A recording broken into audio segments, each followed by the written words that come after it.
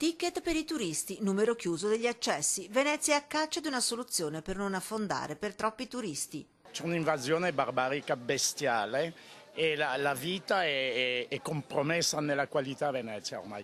Non so cosa devono fare, non so dove è la soluzione, ma la devono trovare. Arrivi che toccano in questo periodo dell'anno anche punti di 150.000 presenze al giorno, ma l'idea di pagare un pedaggio per accedere a Venezia è un'idea che non alletta i turisti.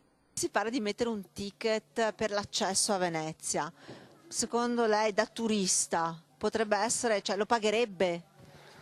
Ma magari lo pagherei anche, però preferirei che non ci fosse, sinceramente. No, I wouldn't. Pagare un ticket per entrare a Venezia non lo vorrei, probabilmente andrei altrove, forse a Roma. La questione appassiona anche gli ambienti romani e il sottosegretario ai beni culturali Ilaria Borletti Buitoni lancia una proposta di una sorta di pedaggio, ticket da far pagare ai turisti che arrivano a Venezia per un giorno, esclusi quelli che soggiornano o hanno meno di 25 anni. Un'idea che non piace al presidente della regione Veneto Luca Zaia.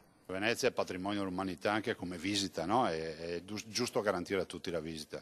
Cominciare a mettere dei balzelli o degli oboli da pagare a me sembra che non può avere un ruolo educativo. Qualcuno dice sì, ma la sporcizia è un tema di educazione e anche di grande pressione demografica. Di altro avviso Federalberghi Venezia, che non è contraria all'ipotesi di un ticket per l'ingresso dei turisti mordi e fuggi in città. Basta, spiega Claudio Scarpa di Federalberghi Venezia, far pagare solo i turisti che pernottano. I pendolari portano solo il 30% del fatturato turistico, in più intasano la città. Inoltre, a sostegno dei teorici del ticket vi è il fatto che i proventi di tale pedaggio andrebbero utilizzati per i restauri mirati in città, ma tra i residenti non tutti ne sono convinti.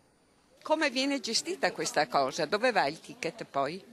Chi ci dà qualcosa di vantaggioso, il ticket?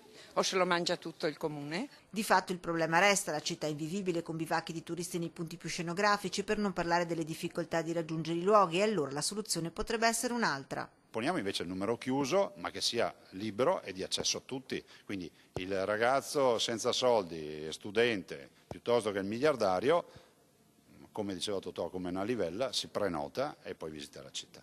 Calli e campielli invasi da turisti, e non sono da meno i vaporetti, in particolare le linee che portano a Rialto, a San Marco e a Murano. Il sovraffollamento è diventato anche una questione di igiene. Senza creare allarmismi, ho detto al dottor Dalben di provvedere a fare delle visite, di verificare queste segnalazioni che ci vengono date.